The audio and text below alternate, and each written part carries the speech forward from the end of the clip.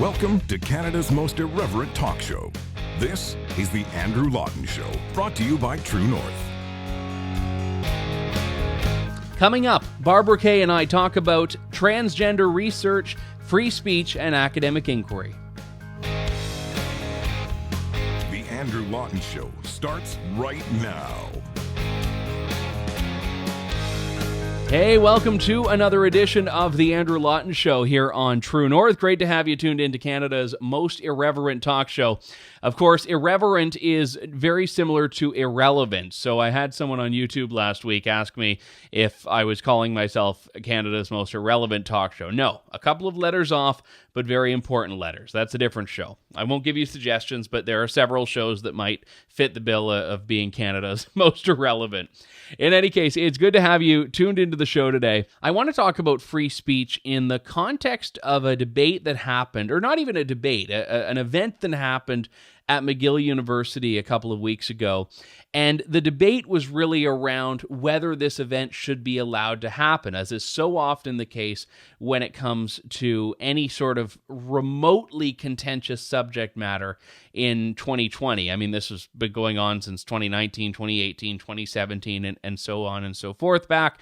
But the dialogue in this case was going to be a talk by Dr. Kenneth Zucker, who's a celebrated and renowned researcher, someone who, despite being accused of conversion therapy, is actually a researcher who advocates a wait-and-see approach before going through irreparable procedures to affirm a transgender person's believed gender. And this is just a very condensed way of describing a backstory that I know we'll talk to Barbara Kay about in just a moment. But Kenneth Zucker was going to be speaking at McGill University. Trans activists were not happy about this talk, but it didn't get shut down. And I think there's a lesson in this that we can learn a bit about. Barbara Kay covered it through the planning process and also throughout the event itself and wrote a piece in the Post Millennial about it.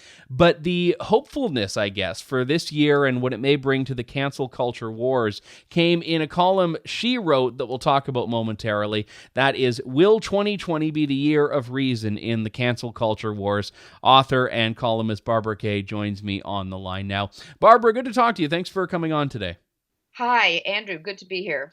Now, I thought this was a fantastic piece for a couple of reasons. I think, number one, you went through the subject matter of Ken Zucker and free speech and the importance of having a dialogue on gender, but you also brought the rare dose of good news on these issues that we don't often hear about in this day and age. And I was wondering if you could tell me why this story is one that gave you a little bit of hope and a little bit of optimism. Well, the good news aspect of it was very welcomed. My editor was extremely pleased. He thought at first, oh no, this is going to be just another cancel culture piece, and it was be so depressing.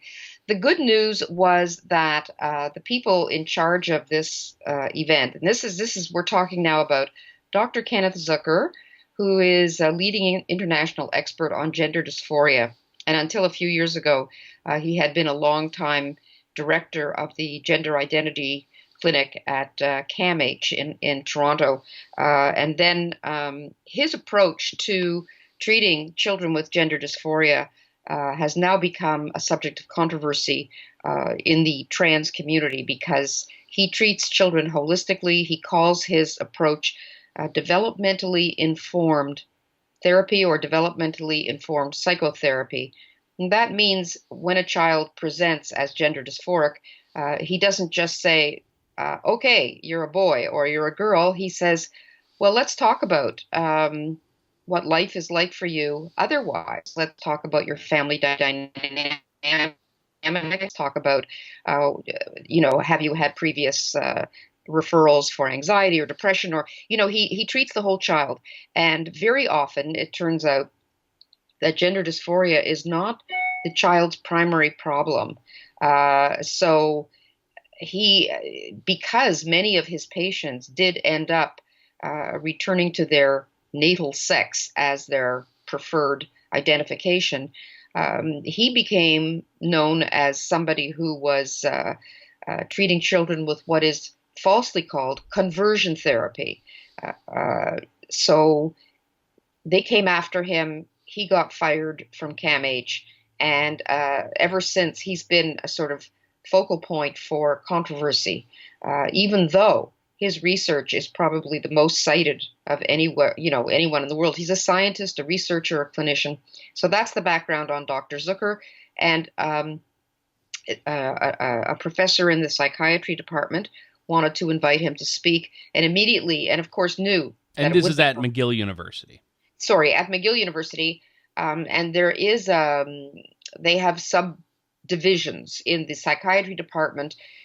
This is one of the subdivisions. The head of the division is Professor Samuel Weissier, and he believes that Dr. Zucker's research is well worth sharing, but he also knew it would be controversial.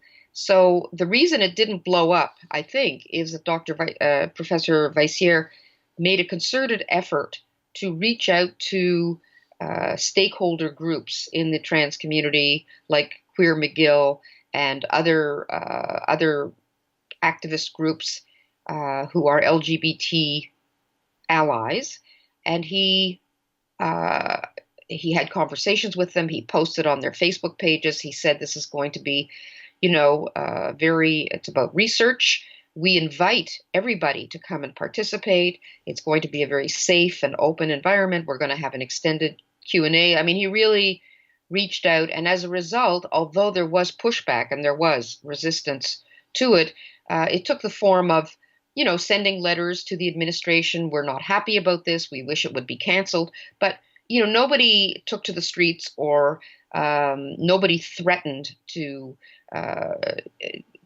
ring alarms or to have a mass protest. So it did go forward. I was there. There were no protesters. People from the LGBT community did come. Researchers who actually opposed Dr. Zucker's approach did come.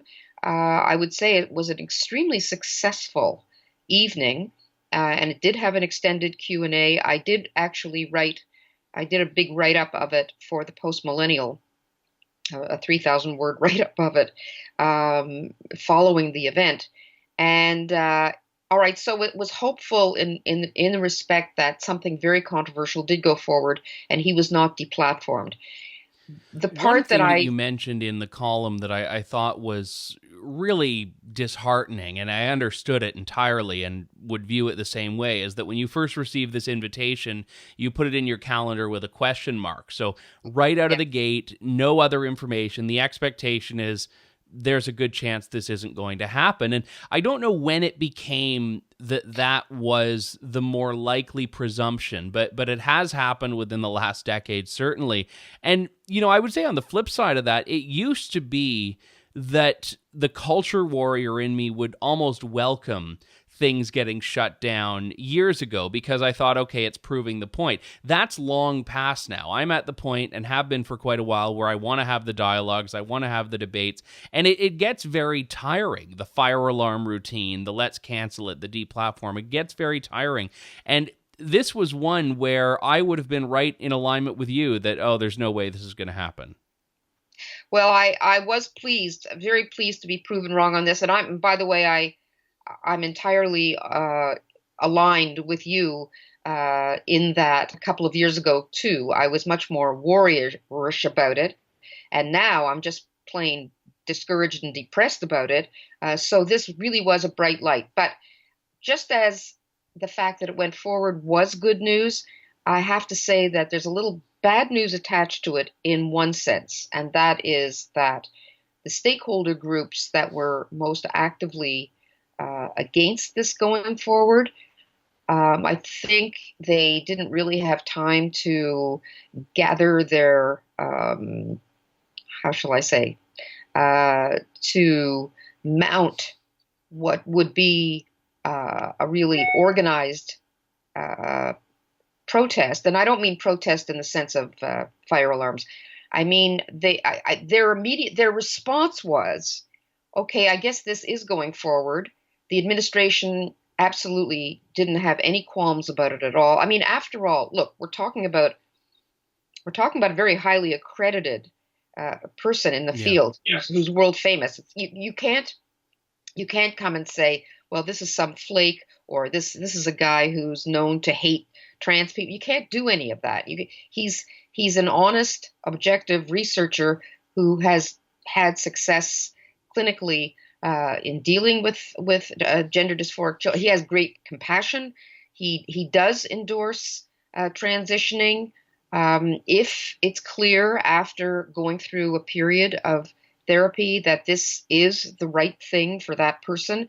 So it's not like he's some kind of a hate figure, not at all. So it did go forward, but I have seen correspondence between some of these groups and Professor Weissier and with the university, and my impression is that they are going to, next time this comes up, that there will be some protocol in place that will insist on representation from the trans community. They have a kind of mantra: nothing about us without us. In other words, nobody should be allowed to present a lecture or a talk without input or without actual representation during the program, as if there was always going to be two sides, and one is going to be anti-trans and one is going to be pro-trans, as if every single academic presentation was in fact assumed to be a political statement. This I find very unfortunate, because if every single psychological difficulty or disorder or form of dysphoria or anything that is on the spectrum of what we would think of as disorders, but if you prefer a better term, then fine. But if every time an academic in the field is going to make a presentation and is going to need input from that group, that gets quite weird. That's not scientific, because that is actually saying, well, science is so politicized, and I'm not saying that science never has been politicized. One of the points that one of the people made in the Q&A was science has always been tinged with social values, and that is true. The reason that it took a very long time for homosexuality to be removed from the list of pathologies is because of a social value, not a medical assessment. Yeah, now I would take from that it makes it all the more important to hear from different perspectives. And some people would, in response to that, instead say, you know what, we shouldn't hear from these different perspectives. Well, no, but I think what they're more moderate than that. And I think what they would say is, well, yes, invite your scientists, but that person should not have the whole floor. They shouldn't have the whole evening to themselves.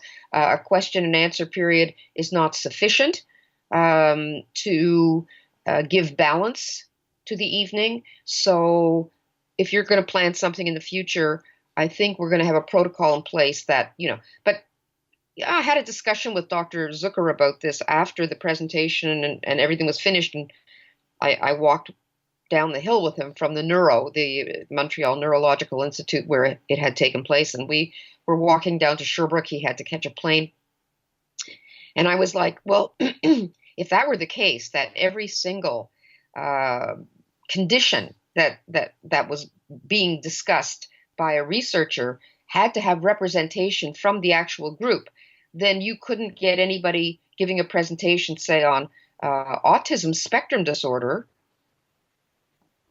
unless you had a group of autistic people there or a representation from the autistic community, although there is no such thing. And I don't think there really is such a thing as a trans community. There's a community of trans activists, but normal, ordinary transgender people, they live their lives. They don't spend their 90% of their time meeting, in committee meetings and hanging out in neighborhood meeting places to discuss, trans issues. They just live. Yeah, live well, their lives. that's the problem with any of these identity politics discussions is that very often you have an entire identity group that's co-opted by an organization or a network of activists that doesn't necessarily speak for the average person in that group, whether it's a racial group, a religious group, a trans group, sexual orientation, whatever the case may be. And, Yeah. the problem, if you're going to demand that representation there, is that you can keep drilling down further and further and further. And eventually you have so many different groups and cross groups and concurrent groups. We need a black person there. We need an Asian person there. We need a half black, half Asian person there. I mean, no matter how far you go, you're never going to be able to meet that if you decide to go down that road. And I see that's the logical extension of Well, that way of and in thinking. this particular case, if you're talking about trans activist groups, they themselves are not pleased to give public forum space to detransitioners Yes. because that doesn't fit their narrative. So this idea that when you talk about the human condition, when you talk about varieties of aberrations from the norm, then members of that group must be represented. This sort of turns academic research onto, academic research is not supposed to be fighting political battles all the time or any of the time. They're supposed to present their research, and they should be given space for that. In the Q&A, by the way, one of the first speakers was a young woman who had transitioned and who regretted.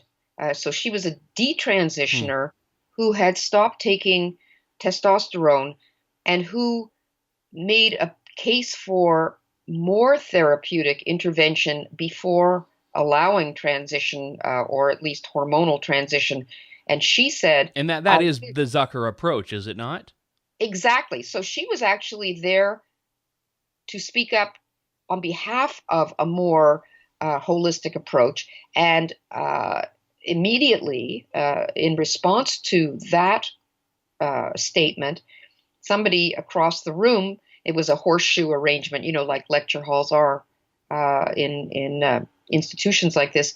And immediately, a young trans man across the hall who, was obviously a little bit agitated by the detransitioner speaking their truth.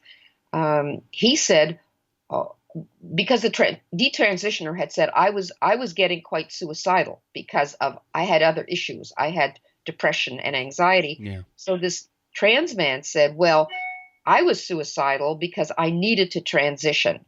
And it was a good thing I did. So you had the two opposite. But what I liked was the fact both had their say. Everybody listened very respectfully to both of them. And my first response to that mentally was to say, well, people say that they feel unsafe when they hear views that they disagree with or that they find offensive. Well, this trans man, I think, found what the detransitioner young woman said. I don't know about offensive, but he found it agitating. He was flushed. He was wanted to speak his own truth, which he did, and everybody listened to him very respectfully. There was no feeling that anybody felt unsafe or that, it was a very civil and very comfortable evening for anybody who wanted to say anything. And I said to myself, well, look, this whole idea that you can't be safe hearing from somebody whose opinion makes you uncomfortable is ridiculous, because I'm looking at people doing exactly that, and they're just going to have had their say at a forum in which this very necessary approach has to be discussed openly. And nobody is stopping people who buy into the immediate affirmation approach from holding their seminars and their lectures without input from the Dr. Zuckers and people who agree with him. So it seems very unfair to me that they should be, and I'm anticipating now, I don't know what's going to happen at McGill.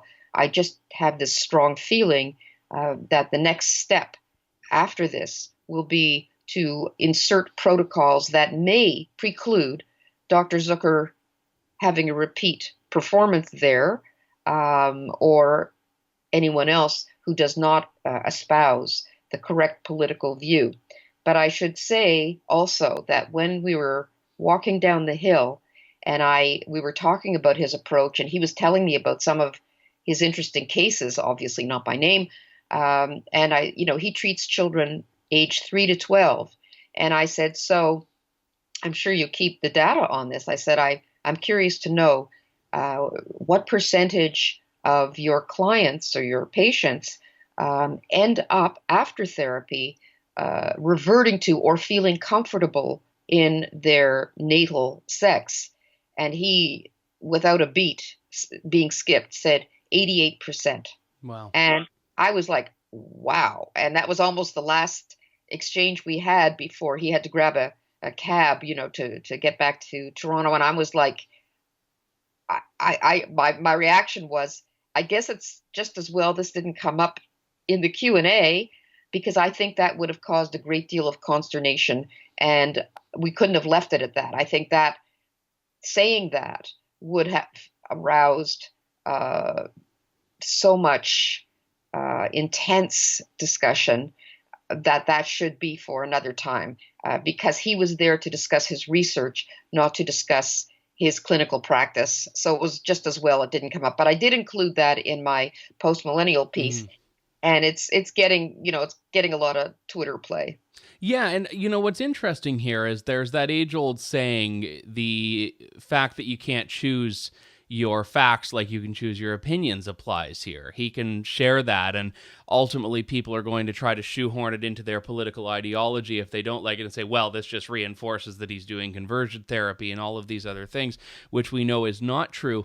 But the fact that this dialogue happened, the fact that people that were very rattled by what the other had to say were able to come together, both share in an open environment, you still have this concern that McGill would potentially put up roadblocks, or activists would put up roadblocks there. Whereas I would try to be an optimist here and say, how could we replicate this? Was there a lesson to take out of this, or a roadmap to take out of this, to basically make it so something like this could go on in the future? Or do you think it will just be an anomaly when all is said and done? I don't know. And the only reason I say I'm concerned that further events of this type might be precluded is because I have seen evidence that certain allies of the trans movement, have said quite openly to Professor Weissière, we're not happy, and we have to work out. I don't know if they use the word protocols, but we have to work out some kind of a plan d'action, or whatever you want, to make sure that trans. He didn't use the word activist, the one I'm thinking of, that people in the trans community, whatever, feel adequately represented if this is going to go forward again. So I think this kind of credo that you can't talk about gender dysphoria without representation from the community who have their own quite politicized idea, because it's not scientifically based. These are their claims that affirmation is the necessary approach to dealing with gender dysphoric children. And I say children advisedly, because if you're dealing with gender dysphoric adults, I think we're talking about a whole other, ball game here. So we're mainly concerned with children. So this idea that if you don't affirm, and especially adolescents, we talked a lot, one of the hot buttons in this field is what's called rapid onset gender dysphoria, a term that trans activists do not like. I guess they would prefer late onset. Dr. Zucker doesn't care what it's called. He's happy to call it late onset, I think. But this is an area of concern because the numbers are escalating rapidly, and there is evidence to suggest that it is something like a social contagion rather than based in I'm in the wrong body kind of thing. So this instant affirmation, which is what you can get hormone blockers prescribed after a 15-minute interview by some endocrinologists in this country. And Dr. Zucker happened to mention he's done a lot of collaboration with scientists in the Netherlands on this issue, and they're very deep into this issue. They've done many studies, and in the Netherlands, for example, if you're referred to a clinic for gender dysphoria, they take quite a long time before you're actually prescribed. It can be up to 18 months before you actually get prescribed hormones. And during that time, you have plenty of time to work through whatever other issues are on your mind with a therapist. And so it's just not that instant affirmation here. It is pretty instant. And that is really what it boils down to, the dissension between people like Dr. Zucker and people who are allies of Dr. Zucker's approach, like me and you, I guess. All we're asking for, we're not saying there's no such thing as gender dysphoria. We're not saying that people with it should not have the right to have support and treatment. We're not even saying that they shouldn't have the right to go on hormone blockers. All we're saying is that children should not be rushed into this, that instant affirmation is not the way to go. It's not what I would call good quality care, and it's not ethical. So that's all he's saying. That's all allies of his approach are saying. And yet we're being told by trans activists that we're the ones that are putting impediments in the way of people that need compassion, need support, and all the rest.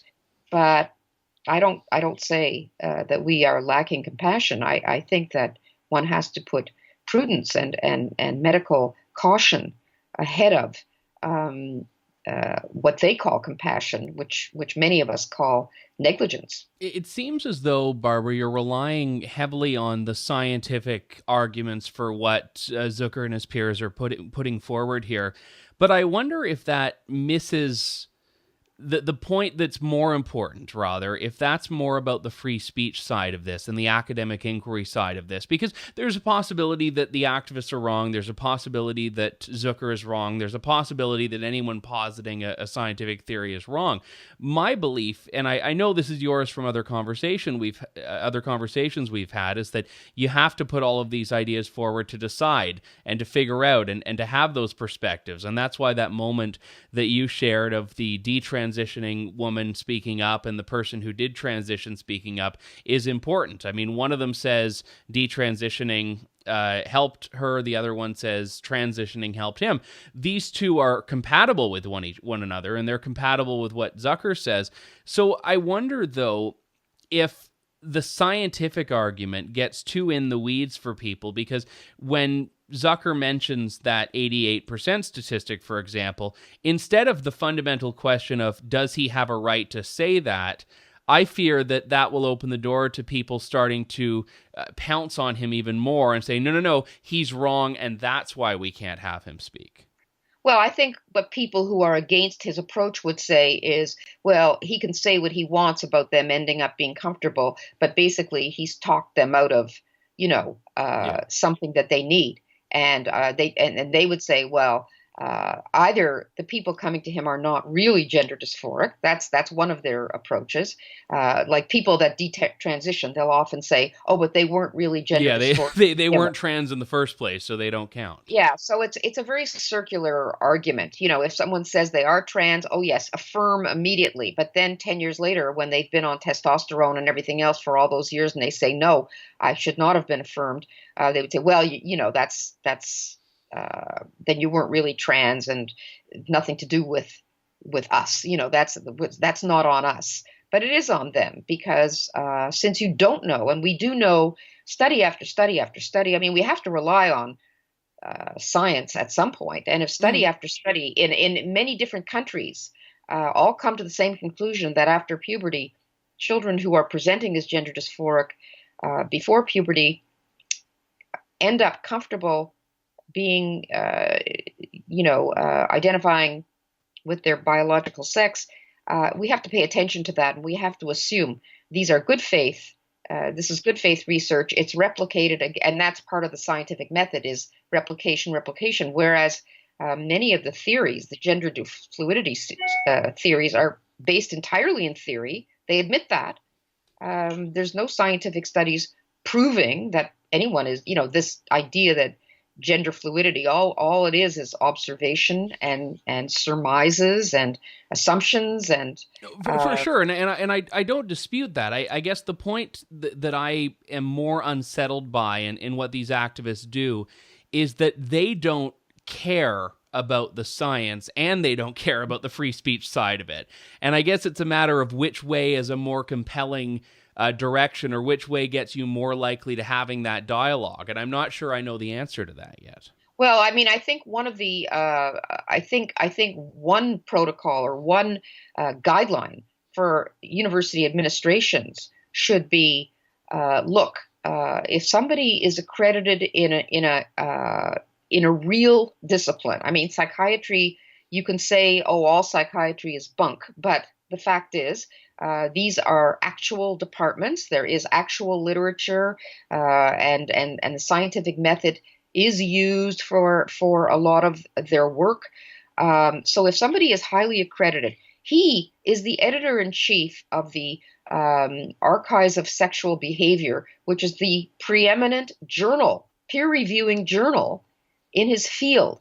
So if somebody is that accredited, you cannot say that he does not have the right to make a presentation via a department at a regular university like McGill, on the grounds that you are not happy with his approach or his brand of, and if you're not, have your own symposium, have your Exactly. own voices. I mean, this is the your problem, vote, is have that your no vote. one is saying they can't be heard, and this is what makes me want to pull my hair out over this dialogue. That's when right. it happens, if you can even call it that, is that someone else speaking does not threaten your right to speak. Exactly, and of course there is the argument that people have a right to hear what he has to Yes. say. So yes, have your own symposium, have your own conference, have your own whatever you want. Nobody is stopping the other side. Nobody is deplatforming anybody on the other side. Nobody is asking them to do anything except stop canceling or stop trying to cancel those whose attitude or whose approach or perspective they don't like. And universities have to back them up. In this case, the administration didn't even consider for 1 second canceling, even though they received numerous demands for it. And I was in touch with the provost and asked if it had been a consideration, and she said absolutely not. So I think that was one of the reasons why there was no serious protest, because the administration hadn't even wavered for a second on it. So we'll see. I'd love to see this be a paradigm for the next time. Yeah, and you know what? I'm very grateful that you saw this through the planning process and through the event itself, for two reasons. Number one, I think there's an important dialogue that has been put forward by Dr. Zucker, but I also think more poignantly, the process is the punishment when it comes to shutting people down in a lot of cases, whether it's security fees that are made just to shut down the event, or whether it's all of these groups that have a say in trying to dilute or ultimately get rid of it. And for this one, the process seemed to be the savior of it. It was the process that showed dialogue is important, and the process that ultimately was successful getting an event forward. So whether it can be replicated in the same way that the scientific method requires, as far as doing this event in other forms, I think it's important that it happened, and important that people saw that had happened and that no one was unsafe, that no one was harmed, no one was irreparably damaged by words in an academic forum. Absolutely. I do agree with you. When you say the process is the punishment, I should say that I do think Professor Vissière, who organized this, was pretty courageous because he was at the center of the controversy. He was the one that took all the flack. It occupied his time, I would say. Days and days were just occupied with responding to, hostile letters and emails, and he tried. His language was so conciliatory. He made such a passionate, beautiful introduction to the event, in which he made a plea for reconciliation between the two sides, and this idea of goodwill and good faith. It was a very beautiful. I included several paragraphs of his introductory remarks in my post-millennial piece because I thought I've never seen anyone so idealistically and trying so hard to bring two sides of a basically a political situation together. He did not get any credit for it, I don't think, from any official credit for that, but I'm giving him credit for yeah, that. he gets it from me as well, so he's getting his due here. It's not a great honor to get your due on the Andrew Lawton Show, but we'll do what we can. Barbara Kay, National Post columnist, joining me on the line now. Barbara, thank you so much for doing this and also for coming on today. Really appreciate it. My pleasure, Andrew. Thanks for having me. It's interesting. When I invited Barbara, I wanted this event to basically serve as the launching point for a broader discussion about free speech. And it ended up going, as live programming does, in a bit of a different direction. We were speaking more about the specific event and about gender identity and all of these things. But I still think that's an important dialogue to have, and there are a couple of reasons for that. Number one, it's not a dialogue that people want to entertain.